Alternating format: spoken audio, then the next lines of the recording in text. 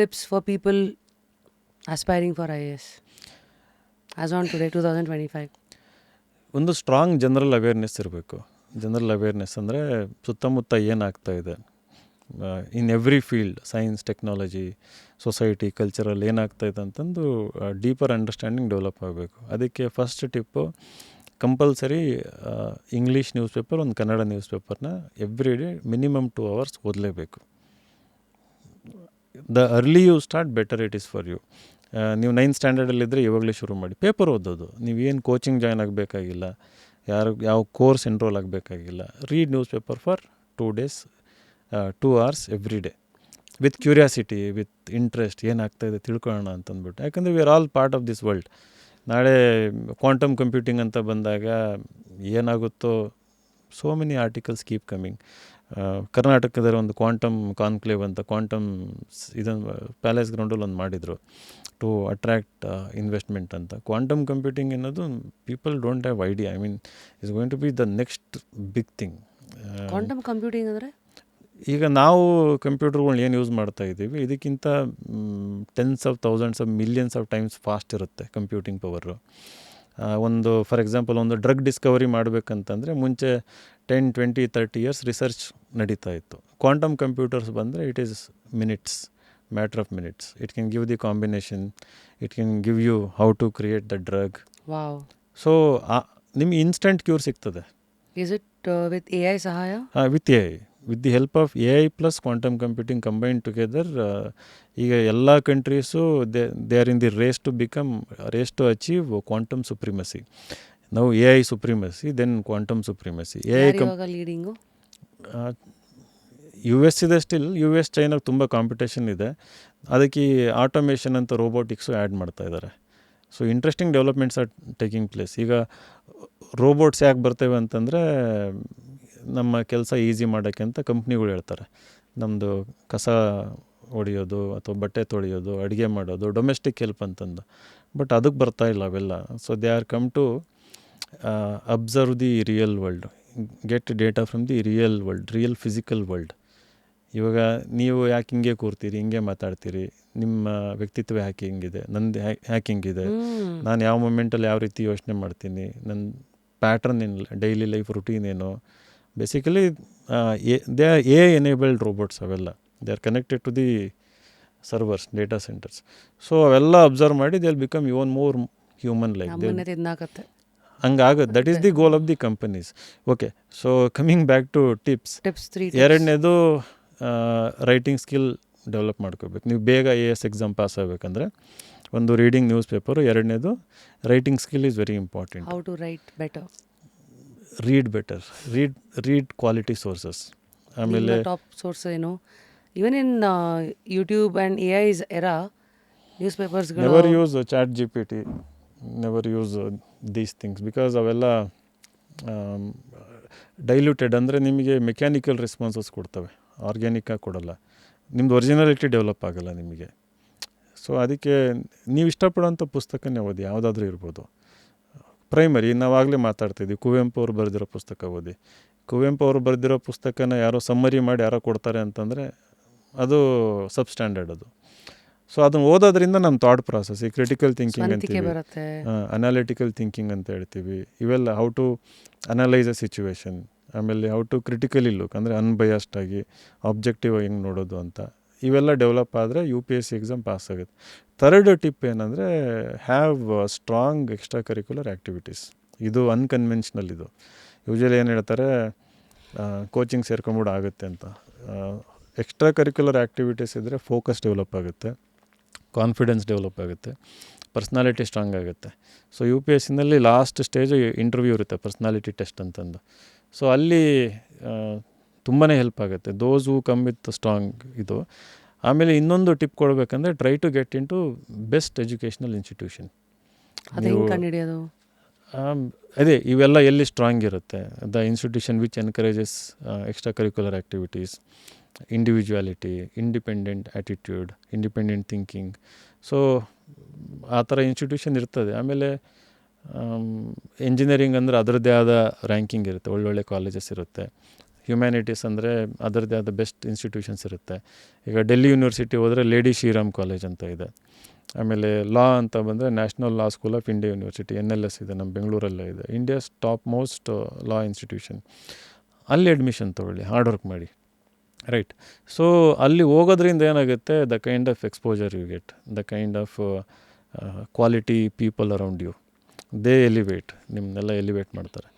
So parents ಆ ದಿಕ್ಕಿನಲ್ಲಿ ಒಂದು ಯೋಚನೆ ಮಾಡಬೇಕು. ಇವು 4 ಫಾಲೋ ಮಾಡಿದರೆ ಕೋಚಿಂಗು ಬೇಕಾಗಿಲ್ಲ ಅವರಿಗೆ, ವಿನಯ್ ಕುಮಾರು ಬೇಕಾಗಿಲ್ಲ, ಇನ್ಸೈಟ್ಸು ಬೇಕಾಗಿಲ್ಲ.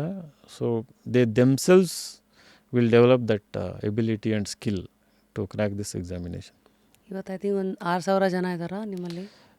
ಹಾಂ, ಇದ್ದಾರೆ. ವರ್ಷ ಎಲ್ಲ ಕೋರ್ಸು ಸೇರಿ ಅಷ್ಟೊಂದು ಜನ ಇದ್ದಾರೆ. ಎಲ್ಲ ಕೋರ್ಸ್ ಅಂದರೆ ಪ್ರಿಲಿಮಿನರಿ ಎಕ್ಸಾಮಿಗೆ ಸಪ್ರೇಟ್ ಇರ್ತದೆ, ಪ್ರಿಲಿಮ್ಸ್ ಕಮ್ ಮೇನ್ಸ್ ಅಂತಂದು ಎಂಟೈರ್ ಫೌಂಡೇಶನ್ ಕೋರ್ಸ್ ಅಂತ ಮಾಡ್ತೀವಿ.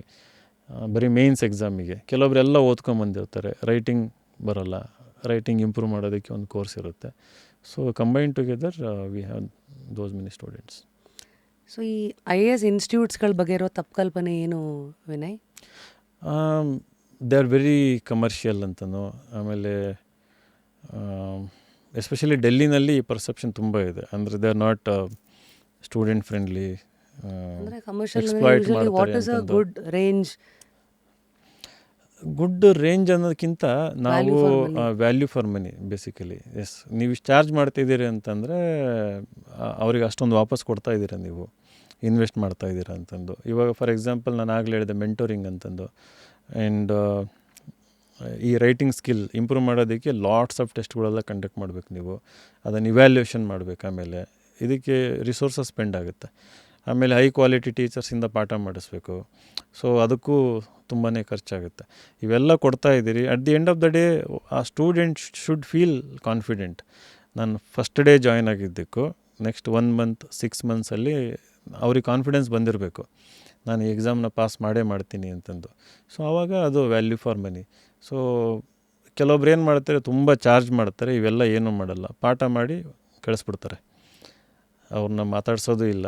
ಅವ್ರೇನಾದರೂ ಹೋಗಿ ಒಂದು ಜೆನ್ಯೂನ್ ಡೌಟ್ ಕೇಳಿದರೆ ಈ ಹ್ಯುಮಿಲಿಟಿ ಅನ್ನೋದು ಕೆಲವೊಂದು ಸರಿ ಇರೋಲ್ಲ. ಈಗೋ ಅನ್ನೋದು ಕೆಲವೊಂದು ಇನ್ಸ್ಟಿಟ್ಯೂಷನ್ಗೆ ಬಂದಿರ್ತದೆ. ಇವತ್ತು ನಾನು ನೀವು ಇನ್ಸ್ಟಾಗ್ರಾಮ್ ಯಾವಾಗ ಫ್ರೀ ಇದ್ದ ನೋಡಿ, ನಾನು ಇವತ್ತು ಬೆಳಗ್ಗೆ ಆ್ಯಕ್ಚುಲಿ ಇನ್ಫ್ಯಾಕ್ಟ್ ಇಲ್ಲಿ ಬರೋದಕ್ಕಿಂತ ಮುಂಚೆ ಮಕ್ಕಳದ್ದು ಎಸ್ಸೆಗಳು ಇವ್ಯಾಲ್ಯೂಷನ್ ಮಾಡಿ, ನಾನು I make it A point weekly 2 to 3 days ಇವಾಗ್ಲೂ ಎಷ್ಟೇ ಬ್ಯುಸಿ ಇದ್ದರೂ ಎಲ್ಲೇ ಇದ್ರೂ I come back, I sit. Even institution head ಆಗಿದ್ದರೂ ಕೂಡ along with all of my team members, open door policy ನಮ್ಮದು. ಯಾವ ಪ್ಯೂನ್ ಇರಲ್ಲ, ಯಾವ ಸೆಕ್ಯೂರಿಟಿನೂ ಇರಲ್ಲ, ಎನಿಬಡಿ ಕ್ಯಾನ್ ಜಸ್ಟ್ ಬಾರ್ಜ್ ಇನ್, ಬಂದು ಕೂತ್ಕೊಳ್ಬೋದು, ಯಾರು ನಿಲ್ಲಂಗಿಲ್ಲ, ಕಂಪಲ್ಸರಿ ಕೂರಲೇಬೇಕು ಎದುರಿಗೆ, ಆ್ಯಂಡ್ ದೆನ್ ಓಪನ್ನಾಗಿ ಡಿಸ್ಕಸ್ ಮಾಡ್ತೀವಿ. ಸೊ ಈ ಒಂದು ಕಲ್ಚರ್ ಇದೆ ನಮ್ಮಲ್ಲಿ, and that is why we are getting very good result also. ಯಾಕಂದರೆ ಫ್ರೀಡಮ್ ಇರ್ತದೆ ಮಕ್ಕಳಿಗೆ, and they open up and they strive to improve, because ಅವ್ರ ಲ್ಯಾಕ್ಯುನೆಗಳೆಲ್ಲ ಗೊತ್ತಾಗ್ತಾ ಹೋಗುತ್ತೆ ಒಂದು ಓಪನ್ ಎನ್ವಿರಾನ್ಮೆಂಟಲ್ಲಿ. ಸೊ ವಾಟ್ ಇಸ್ ನಿಮ್ಮ ಸಕ್ಸಸ್ ಪರ್ಸೆಂಟೇಜ್ ವಿನಯ್?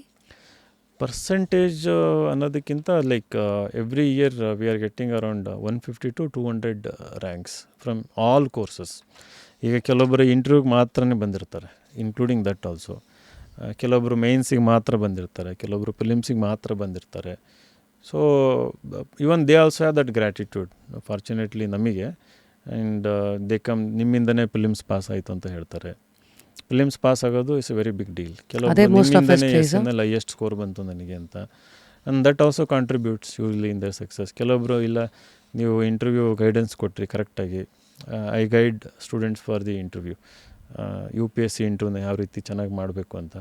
ಅವ್ರು ಬಂದು ನನ್ನ ಲಾಸ್ಟ್ ಟೈಮ್ 160 ಬಂದಿತ್ತು, ನಿಮ್ಮಿಂದ 190 ಬಂತು, 200 ಬಂತು ಅಂತ ಹೇಳ್ತಾರೆ. So this is every year recurring phenomena ನಮಗೆ. ನಿಮ್ಮ ಪ್ರಕಾರ ಪ್ರಿಲಿಮ್ಸೇ ಟಫೆಸ್ಟಾ ಕ್ರ್ಯಾಕ್ ಮಾಡೋದು ಅಥವಾ ಮೇನ್ಸಾ? ಈಗ ಟಫ್ ಆಗಿದೆ, ಫಿಲಿಮ್ಸ್ ಟಫ್ ಆಗಿದೆ. Mains good writing skill some you can sail through. ಅಲ್ಲಿ ಸ್ಕೋಪ್ ಇರುತ್ತೆ ಕ್ರಿಯೇಟಿವಿಟಿಗೆ, ಥಿಂಕಿಂಗಿಗೆ, ನಿಮಗೆ ಟೈಮ್ ಸ್ಪೇಸ್ ಇರುತ್ತೆ. 3 ಗಂಟೆ ಕೂತ್ಕೊಂಡು ಒಂದು ಪೇಪರ್ ಬರೆಯೋಕ್ಕೆ ಟೈಮ್ ಇರುತ್ತೆ. ಫಿಲಿಮ್ಸಲ್ಲಿ ಹಂಗಿಲ್ಲ, ಫ್ಯೂ ಸೆಕೆಂಡ್ಸಲ್ಲಿ ನೀವೊಂದು ಆನ್ಸರ್ನ ಕಂಡುಹಿಡಿಬೇಕು, ಮತ್ತು ಕಣ್ಣು ಎದುರಿಗೆ ಇರುತ್ತೆ ಆನ್ಸರ್, ಆಬ್ಜೆಕ್ಟಿವ್ ಟೆಸ್ಟ್ ಅದು. ತುಂಬ ಇನ್ಡೆಪ್ತು ಕೇಳ್ತಾರೆ ಕೆಲವೊಂದು ಕ್ವಶನ್ನು, ತುಂಬ ಬೇಸಿಕ್ಸು ಕೇಳ್ತಾರೆ. It's kind of A psychology test ಥರನೂ ಇರ್ತದೆ ಅಲ್ಲಿ, ತುಂಬ ಕಾಮಾಗಿ. ಯಾಕಂದರೆ ಅರೌಂಡ್ 10 lakh ಪೀಪಲ್ ಅಪ್ಲೈ ಮಾಡ್ತಾರೆ, 5 to 6 lakh people write this preliminary exam. 6 ಲಕ್ಷದಲ್ಲಿ ಕೇವಲ 12 to 14,000 ಅಷ್ಟೇ ಸೆಕೆಂಡ್ ಸ್ಟೇಜಿಗೆ ಎಲಿಜಿಬಲ್ ಆಗೋದು ಮೇನ್ಸಿಗೆ. ಅದರಲ್ಲಿ around 2,500 people for the interview. IAS post 180 ಇರುತ್ತೆ ಎವ್ರಿ ಇಯರ್. ಸೊ 180 IAS ಪೋಸ್ಟಿಗೆ there are 5 to 6 lakh people who are fighting.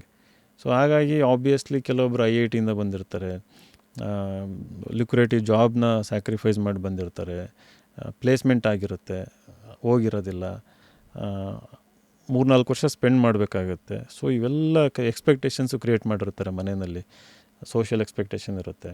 And ಅವ್ರ ಮಕ್ಕಳು ಬ್ರಿಲಿಯಂಟ್ ಅಂತಲೇ ಪೇರೆಂಟ್ಸ್ ಅಂದ್ಕೊಂಬಂದಿರ್ತಾರೆ ಒಂದು ಪಾಯಿಂಟ್ ತನಕ. ಸೊ ಇಲ್ಲಿ ಬಂದು 2-3 ವರ್ಷ ಆಗದೇ ಇದ್ದಾಗ ಮಕ್ಕಳಿಗೆ ಭಯ ಶುರು ಆಗಿಬಿಡ್ತದೆ. ನಮ್ಮ ಪೇರೆಂಟ್ಸ್ ಹೋಪ್ ನಾನು ಅವ್ರ ಎಕ್ಸ್ಪೆಕ್ಟೇಷನ್ಗೆ I am not living up to their expectations ಅಂತಂದು. ಸೊ ಇವೆಲ್ಲ ಪ್ರೆಷರ್ಸ್ ಆ ಎಕ್ಸಾಮ್ ಟೈಮಲ್ಲಿ ನೆನಪಿಗೆ ಬಂದುಬಿಡ್ತದೆ ಇವ್ರಿಗೆ ಹಿಂದಿನ ದಿನ ರಾತ್ರಿ. ಸೊ ಇವೆಲ್ಲ ಮೋಸ್ಟ್ ಆಫ್ ದ ಕಾಂಪಿಟೇಷನ್ ಇಲ್ಲೇ ಎಲಿಮಿನೇಟ್ ಆಗುತ್ತೆ. ಮೆಂಟಲ್ ಟಫ್ನೆಸ್ ಇರೋದಿಲ್ಲ ಅವರಿಗೆ. ಇವೆಲ್ಲ ಏನಾದರೂ ಇರಲಿ, ನಾನು ಧೈರ್ಯವಾಗಿ ಮುನ್ನುಗ್ತೀನಿ ಅನ್ನೋ ಒಂದು ಆ್ಯಟಿಟ್ಯೂಡು. ಅದು ಹೆಂಗೆ ಬರುತ್ತೆ, ಎಲ್ಲಿಂದ ಬರುತ್ತೆ? ತುಂಬ ಸರಿ ಒಡ್ಸ್ಕೋಬೇಕು ಲೈಫಲ್ಲಿ, ಫೇಲ್ ಆಗಬೇಕು. ಇವರು ಎಲ್ಲಿ ಫೇಲ್ ಆಗಿರಲ್ಲ. ಅವ್ರು ಹೆಂಗೆ ಬೆಳೆಸ್ಕೊಂಬಂದಿರ್ತಾರೆ ಅಂತಂದರೆ ಇವ್ನು first rank second rank. So ಇಲ್ಲಿ ಸಡನ್ನಾಗಿ ಬಂದು ಈ ಒಂದು ಎನ್ವಿರಾನ್ಮೆಂಟಲ್ಲಿ, ಈ ಕಾಂಪಿಟೇಟಿವ್ ಇದರಲ್ಲಿ, ಆಗಲೇ ಈಗೋ ಬಗ್ಗೆ ಮಾತಾಡ್ತಾ ಇದ್ವಿ, ಈಗೋಗಿ ತೊಗೊಂಡ್ಬಿಡ್ತಾರೆ. ನಾನು ಫೇಲ್ ಆಗೋ ಕ್ಯಾಂಡಿಡೇಟೇ ಅಲ್ಲ. In fact I have faced many situation. ಕೆಲವೊಬ್ಬ ನನ್ನ ಮಗ ಒಬ್ಬರು ADGP ಇದ್ದರು, I don't want to name him. Son was from IIT Madras. ಬಂದು ಮಾಡಿದರು, ಆತಂಗೆ ಎದುರಿಸ್ತಾ ಇದ್ದರು, ಯೋ ಫ್ರಮ್ IIT ನೀನು ಪಾಸ್ ಆಗಬೇಕು ಅಂತ. ಅವನಿಗೆ ಹೇಳ್ಕೊಳ್ಳೋಂಗಿಲ್ಲ, ಬಿಡೋಂಗಿಲ್ಲ. ನನ್ನ ಹತ್ರ ಬಂದು ಹೇಳ್ಕೊತಾ ಇದ್ದ, ಈ ರೀತಿ ನನಗೆ ಪ್ರೆಷರ್ ಇದೆ ಅಂತ. ಆ್ಯಂಡ್ ಅವ್ನು ಫಿಲಿಮ್ಸ್ 2-3 ಸರಿ ಪಾಸ್ ಆಗದೆ ಇದ್ದಾಗ ಅವ್ರ ಪೇರೆಂಟು ಬಂದು, is from IIT, why is he not cracking preliminary exam? Sir, prelim ನಿಮ್ದು IIT ಎಂಟ್ರೆನ್ಸ್ ಅಲ್ಲ ಇದು, this is a totally different exam. ಅವ್ನ ಲೈಫಲ್ಲಿ ಇಷ್ಟು ದಿನ ಮಾಡಿದ್ದಕ್ಕೂ ಇಲ್ಲಿ ಬಂದು ಓದ್ತಾ ಇರೋದು ಇಟ್ಸ್ ಟೋಟಲಿ ಡಿಫ್ರೆಂಟ್. ನಿಮ್ಮ ಮಗ ಯಾವತ್ತೂ ನ್ಯೂಸ್ ಪೇಪರ್ ಓದಿಲ್ಲ ಜೀವನದಲ್ಲಿ. ಇವಾಗ ಎಲ್ಲ ನ್ಯೂಸ್ ಪೇಪರ್ ಓದಿ ಎಲ್ಲ ನ್ಯೂಸ್ನ ಡೈಜೆಸ್ಟ್ ಮಾಡ್ಕೊಂಡು, ಪ್ರಪಂಚನ ಅರ್ಥ ಮಾಡಿಕೊಂಡು, in all its variety, complexity, diversity, ಅದನ್ನು ಡೈಜೆಸ್ಟ್ ಮಾಡ್ಕೊಂಡು, ಪ್ರಾಸೆಸ್ ಮಾಡ್ಕೊಂಡು, ಅವ್ರದ್ದೇ ಓನ್ ಒಪಿನಿಯನ್ ಡೆವಲಪ್ ಮಾಡಿಕೊಂಡು, ಥಾಟ್ ಪ್ರಾಸೆಸ್ ಡೆವಲಪ್ ಮಾಡ್ಕೊಂಡು ಈ ಕ್ವಶನಿಗೆ ಆನ್ಸರ್ ಹೇಳಬೇಕಂದ್ರೆ ಇಟ್ ಟೇಕ್ಸ್ ಇಯರ್ಸ್.